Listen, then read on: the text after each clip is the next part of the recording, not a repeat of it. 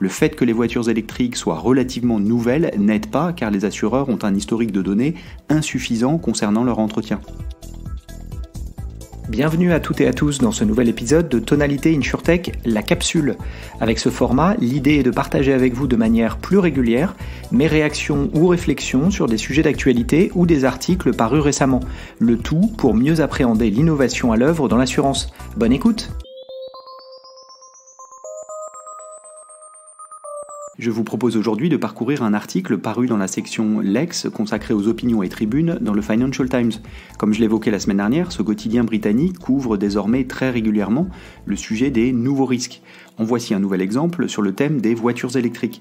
L'article s'intitule « Véhicules électriques, les assureurs hésitent face au risque d'incendie des batteries ou de perte totale des véhicules ». Il est sous-titré « Des tarifs d'assurance plus élevés rendent les voitures électriques moins attractives pour les consommateurs ». L'article commence avec une pointe d'ironie. Les propriétaires de Tesla doivent s'étouffer avec leur smoothie au chou kale. Les assureurs automobiles ont rapidement augmenté les tarifs de l'assurance pour les véhicules électriques au cours de la dernière année, bien plus que pour les voitures à essence.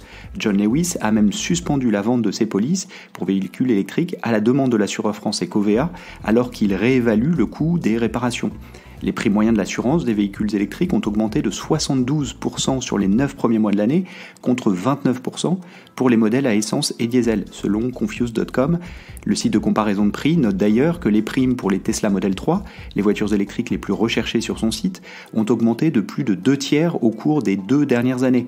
Plus tôt dans l'année, Aviva avait également retiré des polices d'assurance pour certains modèles Tesla avant de rétablir la couverture quelques mois plus tard. Les demandes d'indemnisation pour les voitures électriques sont généralement 25% plus élevées que celles des équivalents à combustion et prennent 14% de temps en plus pour les réparations, selon une recherche de Tacham Research. Blâmez donc les coûts élevés de remplacement. Les pièces de rechange sont difficiles à trouver, tout comme les techniciens spécialisés.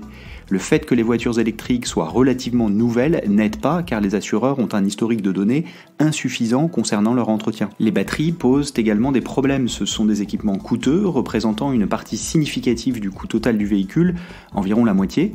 Cela peut être plus pour les modèles avec des autonomies plus longues et une puissance plus importante. Et elles sont également sensibles aux dommages mineurs.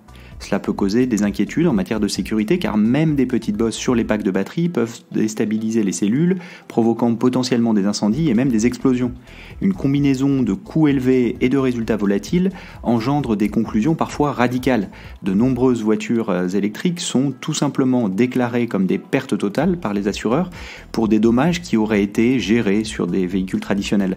Les voitures électriques sont sur le point d'atteindre le seuil de rentabilité par rapport aux moteurs à combustion interne traditionnels, car les coûts de fonctionnement moins élevés compensent le coût initial plus élevé du véhicule.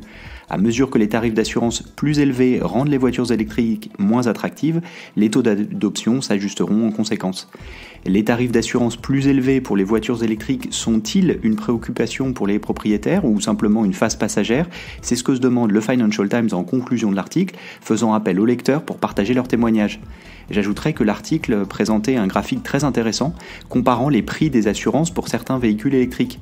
Si l'assurance pour les 2 modèles Tesla listés est largement supérieure aux autres modèles, l'augmentation des prix récentes entre 2022 et 2023 reste dans la fourchette basse de la comparaison, avec une hausse de 30% environ.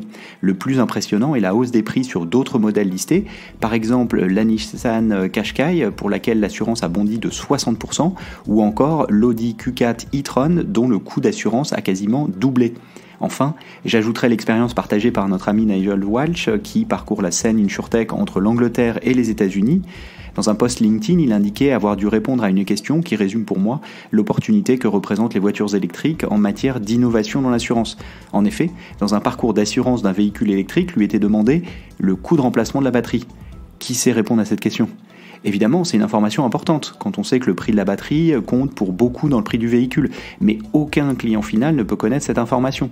Et pour faire le lien avec cette phrase clé de l'article sur le manque d'historique de données, qui met de fait les véhicules électriques dans la catégorie nouveaux risques selon moi, cette question clé donc devrait être adressée autrement, soit par des proxys, soit par des nouveaux jeux de données qui permettent d'avoir l'information sans la demander au client. À voir si des startups InsurTech s'en saisissent pour repenser l'assurance auto à l'aune de son électrification. C'est la fin de cet épisode, merci pour votre écoute. Si le contenu vous a plu, n'hésitez pas à le partager autour de vous, auprès de vos collègues. Puis ravi d'échanger ensemble, vous pouvez facilement me retrouver sur les réseaux sociaux, Twitter, LinkedIn. Et évidemment, je vous donne rendez-vous pour le prochain numéro de Tonalité InsurTech. À bientôt.